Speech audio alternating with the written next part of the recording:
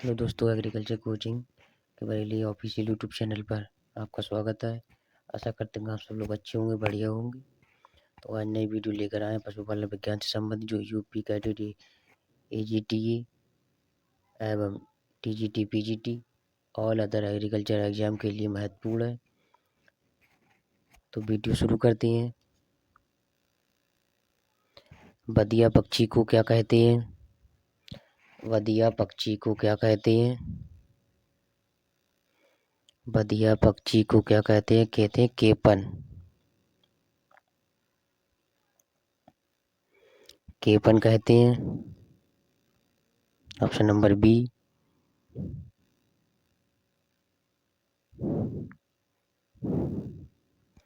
निम्न में कौन सा विषाणु जन्य रोग है? निम्न में से कौन सा विषाणु जन्य रोग है? तो ये है आपका माता। विषाणु जन्य रोग पूछते हैं वो माता से पूछते हैं। निम्न में से कौन सी भैंस की नस्ल भारी नस्लों में सम्मिलित नहीं है? कौन सी भैंस की नस्ल भारी नस्लों में सम्मिलित नहीं है? तो ये आपकी होगी सूरती। Option number D. जो भारी नस्लों में आपकी भैंस सम्मिलित नहीं है वो आपकी सूरती भैंस है। निम्न में कौन सा हार्मोन दूध उतारने के लिए उत्तरदायी है? निम्न में कौन सा हार्मोन दूध उतारने के लिए उत्तरदायी है? तो ये आपका ऑक्सीटोसिन। Option number B. दस्त लगाने में प्रयुक्त दवाइयों का नाम कौन सा है? तो ये आपका है रेचक। Option number C. निम्न में से कौन सा सूअर का मांस कहलाता है? निम्न में से कौन सा सूअर का मांस कहलाता है? तो ये कहलाता है पोर्क। Option D. सूअर के मांस को पोर्क कहा जाता है।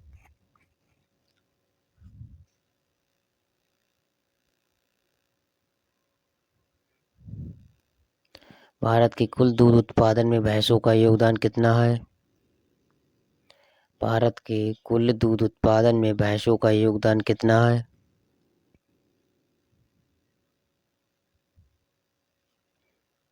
तो ये 52%। ऑप्शन नंबर ए। बछड़ों को चिन्हित कर पहचानने की सर्वोत्तम विधि है? बछड़ों को चिन्हित कर पहचानने की सर्वोत्तम विधि है? तो टैटूइंग, जिसे टैटू बोलते हैं आजकल। भारत में एआई सर्वप्रथम कब की गई? आर्टिफिशियल इंसीमिनेशन सर्वप्रथम कब की गई थी? तो ये की गई थी 1939 में। Option number B.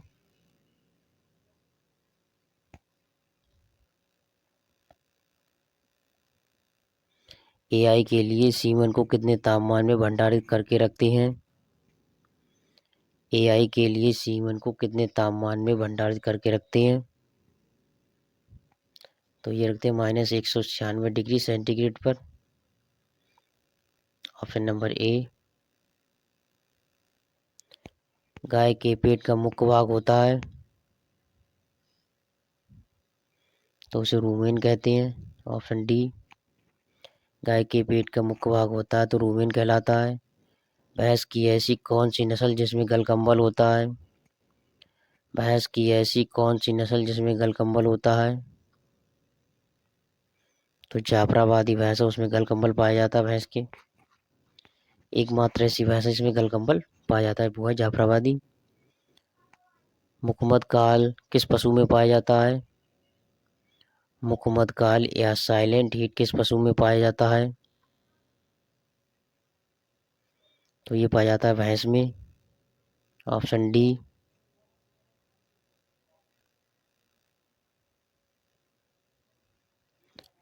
सूरती भैंस का गर्भकाल होता है तो 305। सूरती भैंस का गर्भकाल होता है 305। कभी कभी पूछता है 310 से 320 या 300 से 310 दिन ऑप्शन होता है। वैसे तो ये कम पूछता है, 300 से 310 दिन ऑप्शन ये मिलता है। कभी 305, 307, 310 तक पूछ सकता है। तो ऑप्शन होगा 305। गाय एवं बकरी के में गुणसूत्रों की संख्या होती है। गाय एवं बकरी में गुणसूत्रों की संख्या होती है। गाय एवं बकरी में गुणसूत्रों की संख्या होती है। तो ये होती है 60। Option C.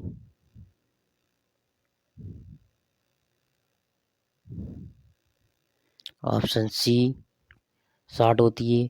गाय एवं बकरी में गुणसूत्रों की संख्या होती है 60।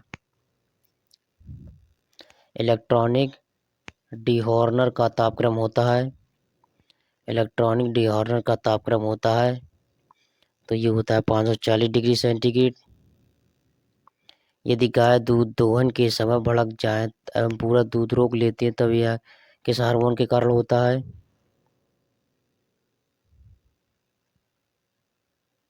तो ये एड्रीनिल हार्मोन के कारण होता है। यदि गाय दूध दोहन के समय भड़क जाए एवं पूरा दूध रोक लेती है, तो ये किस हार्मोन का होता है? तो एड्रीनलिन हार्मोन के कारण होता है।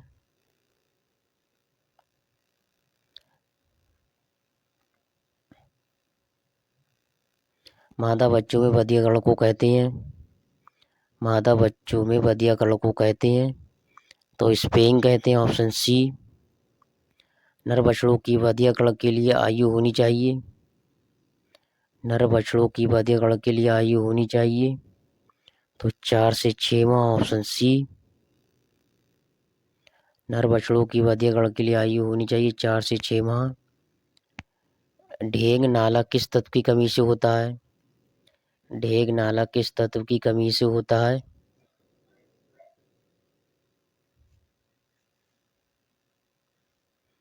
तो ये था सेलेनियम की कमी के कारण होता है। Option B.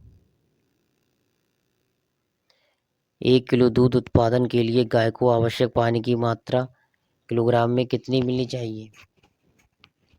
1 किलो दूध उत्पादन के लिए गाय को आवश्यक पानी की मात्रा किलोग्राम में कितना मिलना चाहिए? तो 3 से 3.5 किलोग्राम। Option C. 3 से 3.5 किलोग्राम। नर पशु में वृषण का तापमान शरीर की अपेक्षा होता है।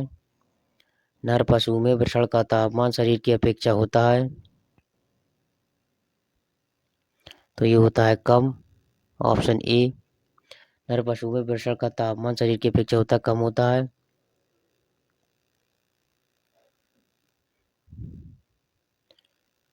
दूध दोहने की सबसे उत्तम विधि है।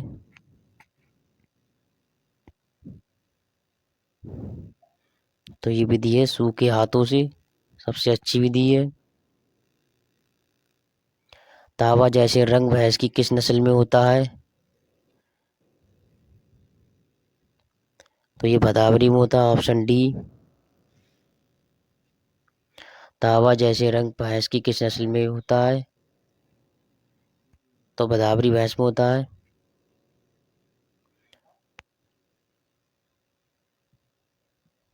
संकर बछिया की प्रथम ब्यात की आयु होनी चाहिए। संकर बछिया की प्रथम ब्यात की आयु होनी चाहिए। तो ये होनी चाहिए 24 से 30 माह। Option B.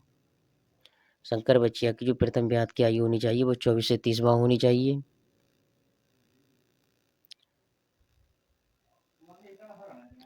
नर पशु में शुक्राणु उत्पत्ति के लिए उत्तम तापमान होना चाहिए।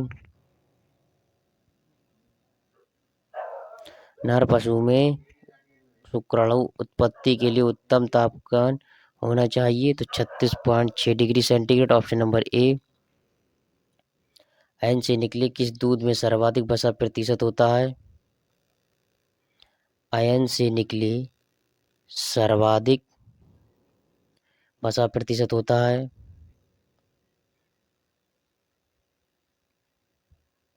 तो अंतिम दूध में। Option B. गाय के दूध का आपेक्षिक घनत्व भैंस के दूध से होता है। गाय के दूध का अपेक्षित घनत्व भैंस के दूध से होता है तो कम होता है।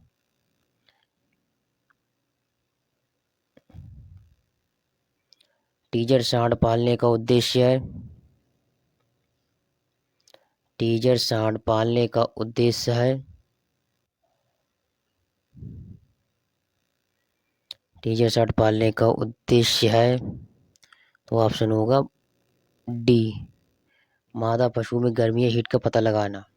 ऑप्शन डी होगा। मेट्राइटिस किस अंग का रोग है?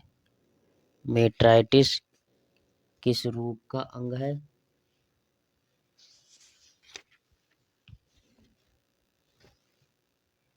तो ये जनन अंगों का है। ऑप्शन नंबर ए। मेट्राइटिस किस अंग का रोग है? तो जनन अंगों का है। मास्टाइटिस किस अंग का रोग है? मास्टाइटिस किस अंग का रोग है? एनवा थनों का है। Option B. पाइलर रोग किस तत्व की कमी से होता है? ये होता है खीस से। पाइलर रोग किस तत्व की कमी से होता है? तो ये फास्फोरस की कमी से होता है। पशु के बच्चा देने के तुरंत बाद एन से प्राप्त पदार्थ को कहते हैं? तो इसे खीस कहते हैं। दुग्ध ज्वर में पशु का तापमान होता है। दुग्ध ज्वर में पशु का तापमान कितना होता है? तो 99-100 डिग्री फ़ारेनहाइट होता है।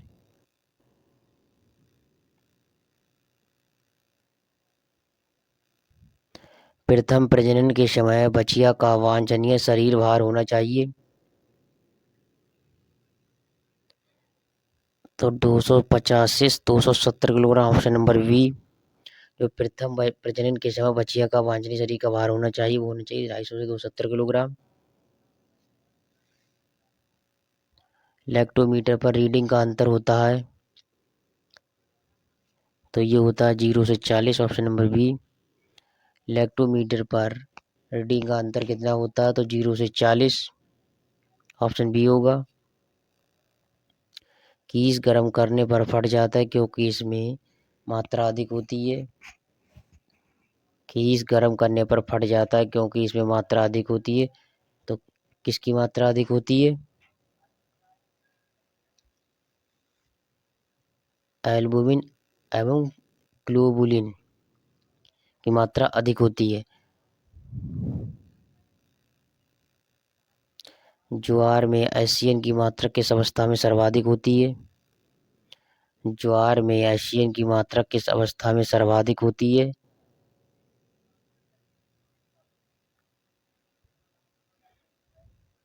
तो ये घुटने की अवस्था में। Option D. भैंस के दूध में वसा का कानूनी मानक है? तो ये 6%। Option C. भैंस के दूध में वसा का जो कानूनी मानक होता है वो 6% होता है।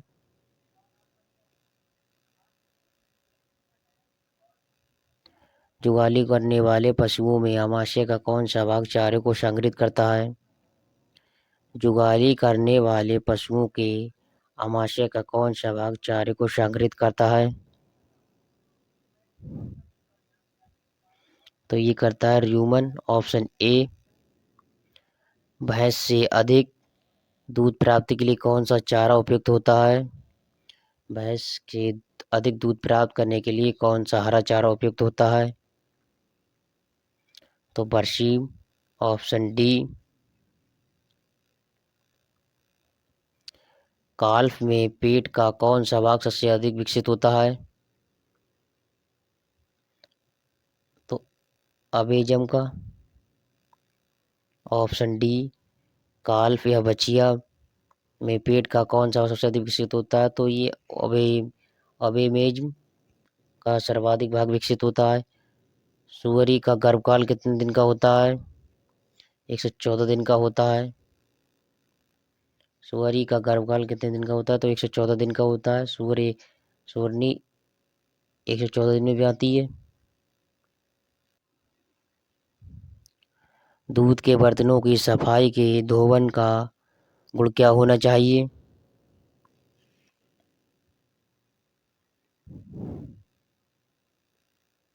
तो क्षारीय हल्का होना चाहिए।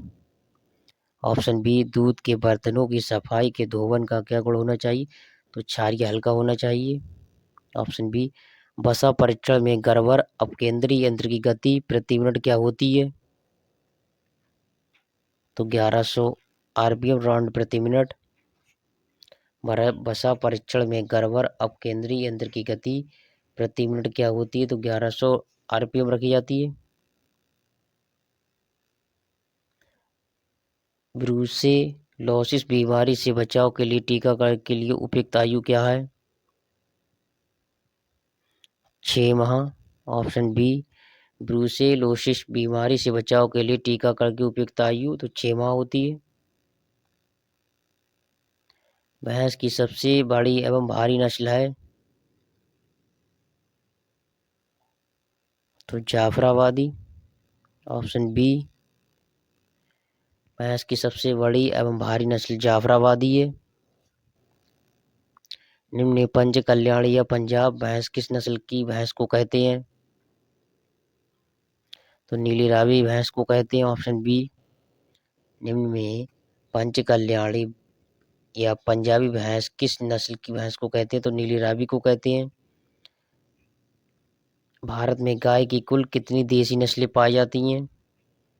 भारत में गाय की कुल कितनी देसी नस्लें पाई जाती हैं? तो 43 देसी नस्लें पाई जाती हैं। ऑप्शन सी। भारत में भैंस की कुल कितनी देसी नस्लें पाई जाती हैं? भारत में भैंस की कुल कितनी देसी नस्लें पाई जाती हैं?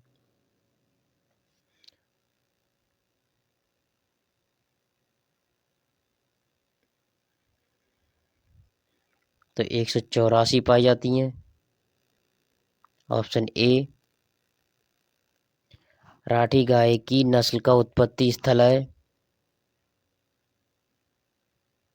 तो ये अलवर, अलवर डिस्ट्रिक्ट। राठी गाय की नस्ल का उत्पत्ति स्थल अलवर, राजस्थान। राजस्थान में बकरी की कौन सी ऐसी नस्ल है जो त्रिउद्देश्य ट्रिपल परपोज है? राजस्थान में बकरी की कौन सी ऐसी नस्ल है जो त्रिउद्देश्य ट्रिपल परपोज है? तो ये Marwari. Option A, Marwari option A.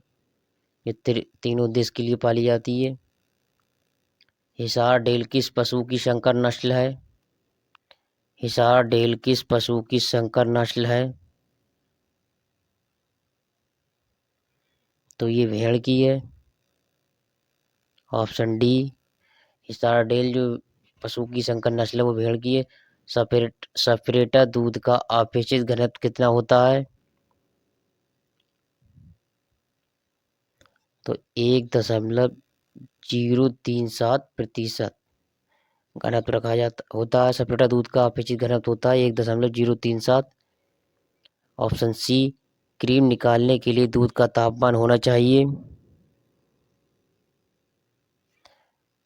तो 37 डिग्री सेंटीग्रेड होना चाहिए। क्रीम निकालने के लिए दूध का तापमान होना चाहिए 37 डिग्री सेंटीग्रेड होना चाहिए। प्रतापधन किसकी नस्ल है? प्रतापधन किसकी नस्ल है? तो ये मुर्गी की है। Option C.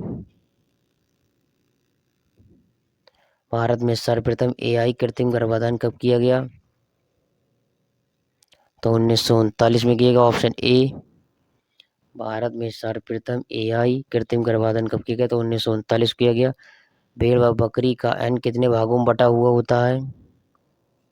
तो ये 2 भागों में बटा होता है। Option B.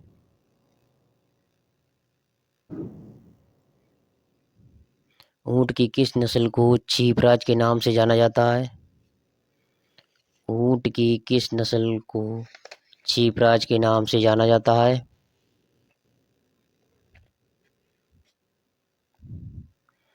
छीपराज के नाम से जाना जाता है।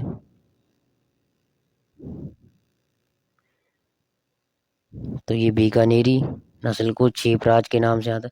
ऊंट की जो नस्ल है छीपराज वो किस नाम से जाना जाता है? बीकानेरी नस्ल के नाम से जाना जाता है। वॉलोइंग आदत सामान्यतः किस पशु में होती है? बॉल ओइंग आदत सामान्यतः किस पशु में होती है?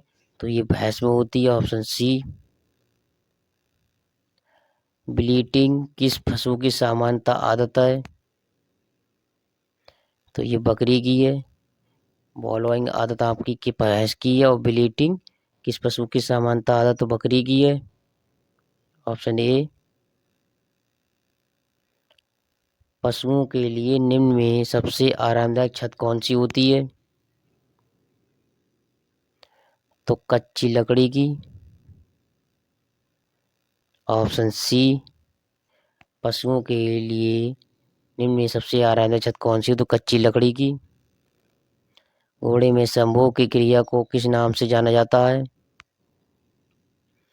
तो कवरिंग के नाम से जाना जाता है। घोड़े में संभोग की क्रिया या प्रक्रिया को किस नाम से जाना जाता है? तो कवरिंग के नाम से जाना जाता है। IGFRI कहाँ स्थित है? ये झांसी के अंदर स्थित है। Indian grassland forest research institute, ये आपका झांसी के अंदर स्थित है। झांसी में अपनी एग्रीकल्चर सेंट्रल यूनिवर्सिटी है।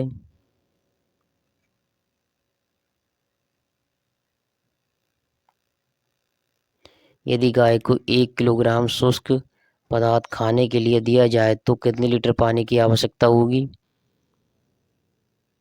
तो 4 लीटर पानी की आवश्यकता होगी, ऑप्शन सी।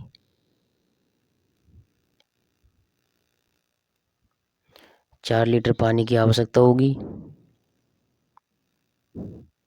ऑप्शन सी होगा 177 का।